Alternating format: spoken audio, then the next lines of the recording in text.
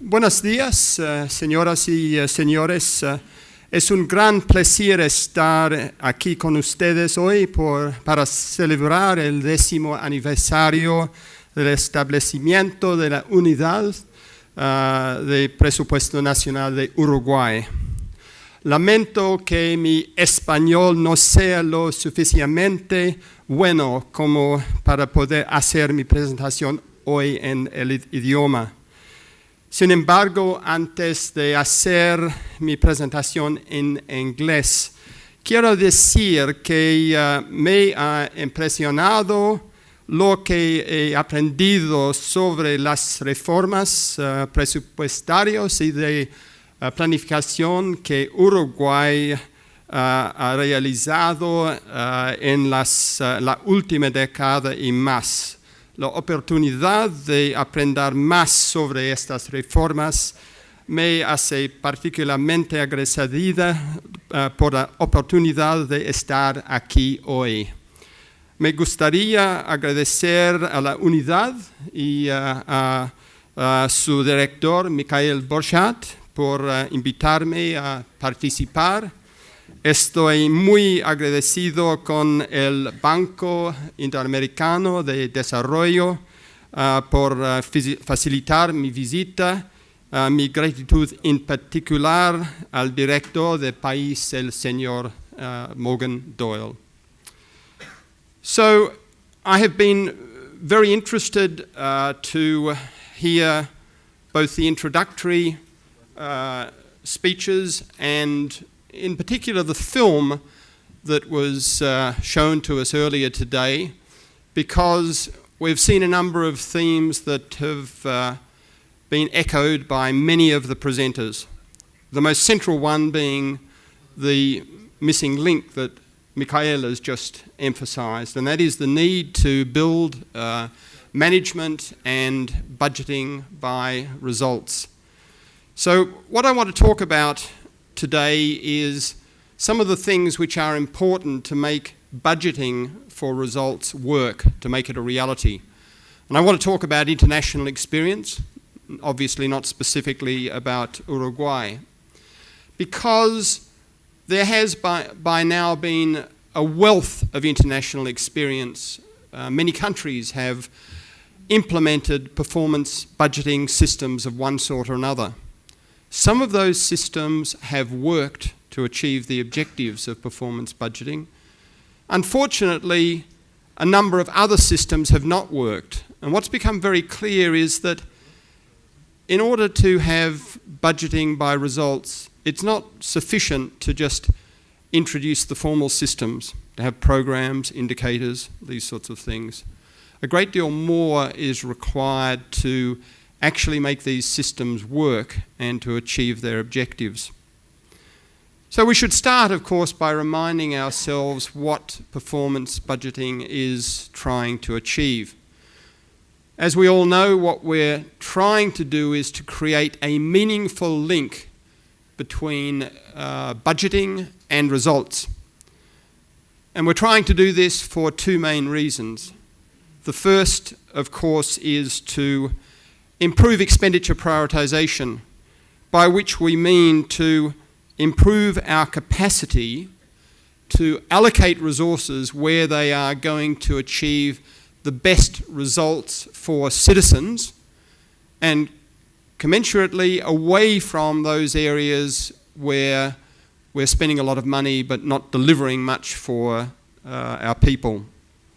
The second key goal is to improve the quality of expenditure. In other words, to make sure that when ministries and agencies spend money, that they're doing so as effectively and efficiently as possible. So these are goals which everyone understands what performance budgeting is trying to achieve. Unfortunately, as I say, in some countries, despite the introduction of the formal elements of a performance budgeting system, there's been a failure to achieve these basic objectives of the system. What are some of the reasons or some of the ways in which this manifests itself? Firstly, we see in these countries that Notwithstanding the existence of programs and indicators and the other elements of the system, in practice, performance has little impact on the allocation of resources. In other words, the budget funding which ministries and agencies receive isn't really affected very much by how well they perform. Budget allocations are decided pretty much the way they always were before the introduction of performance budgeting. We find additionally in some of these countries that although there are performance indicators and evaluation, that this information is not used in budgeting, and it's often actually not useful in budgeting. Often the indicators are not very good at showing how effective and efficient programs are. And if there's an evaluation system, the evaluations are generally not answering questions or giving evidence that is useful for making budget decisions. And then we see also in these countries that, notwithstanding the objectives of PB, that in practice the system doesn't really motivate ministries to perform any better. Because in practice they're not held responsible, held accountable for their results. And in practice they don't really care and don't have any reason to care terribly much about the indicators and targets that are set. And unfortunately in these countries all this adds up to performance budgeting systems which are basically paperwork systems. There's a lot of stuff on paper but not much stuff in reality. So I want to discuss briefly some of the reasons why this is the case and what can be done about that. One of the clear international lessons is that a fundamental reason for this sort of problem is that in practice in these countries, performance doesn't get taken into account in the preparation of the budget. Concretely, there are a number of reasons for this. One is that during the actual budget preparation process, there is no concrete step at which performance is reviewed and the implications of ministry performance for the budget allocations they're given is actually discussed. There's no point, in other words, at which the budget unit, the Ministry of Finance, discusses with spending ministries how their performance went over the last year and the previous years. Secondly, and this goes to a point that was emphasised by a number of the speakers in the film, the budgeting system is fundamentally incrementalist. And what that means in particular is that the mass of ongoing baseline expenditure, the spending which was undertaken last year and the previous year, that nobody looks at the performance of this, nobody looks at whether it's really consistent with government priorities, at how effective it is, at how efficient it is. The whole focus of the budget preparation process is on incremental new spending. And of course, this is particularly unfortunate from a performance budgeting point of view because good performance information can really shed a lot of light on how effective and efficient that baseline spending is. Similarly, when new spending proposals are considered, there's no systematic attempt to take into account the track record of the ministries and agencies concerned in past spending. You would think that if a ministry is requesting additional money, that consideration should be given systematically to how good they have been in spending the resources that they've been given in the past. But often this doesn't happen. And finally, it's often the case that notwithstanding the existence of programs, that in practice the preparation of the budget is not really based on these programs. That what actually happens is that that ministries prepare their budgets in terms of input requirements and the programs are only for presentational purposes. So what are some of the things that we can potentially do about this? What does international experience tell us are some solutions? I'm not going to outline all of these here, but a couple of key points. The first is that it is very important to create what I like to call a performance dialogue as part of the budget preparation process. In other words, there needs to be a concrete step in the budget preparation process where the Ministry of Finance, the budget unit, discusses with each ministry its performance in the previous year and in the years running up to that, and draws conclusions for the preparation of the coming budget. In other words, we shouldn't just be making the assumption that because there is performance information it's going to be used in budget preparation. We need to design the process to ensure that it's used. Secondly, there needs to be what is widely internationally referred to as a spending review process. Again, this has been alluded to in the previous presentations. A spending review process is a systematic process of reviewing baseline expenditure, existing programs, to identify low priority and ineffective programs that can be either eliminated or cut back in order to create fiscal space, additional fiscal space for new spending. And in this context, again, performance information about the effectiveness and efficiency of existing programs is invaluable. Thirdly, when new spending proposals are considered, past performance has to be systematically looked at, but also ministries need to be required to indicate the impact that their proposed new spending proposal is going to have on performance. And finally, budget preparation needs to be really based on programs and not just presented in a program format for information purposes. These are some of the key issues about how to ensure that performance is really taken into account in the budget preparation process. There are also many lessons that we've learned from international experience about the technical design of a performance budgeting system. Again, I will not attempt to go through all of these, but let me just list a few of the more important ones. Number one, programs must be owned by ministries. One important implication of this is that programs should be ministry specific. They should not be shared with ministries. Now, I realise this is not Uruguay practice, and I'm happy to discuss the issue further. But I think international experience indicates quite clearly that shared responsibility for programs means no responsibility for programs.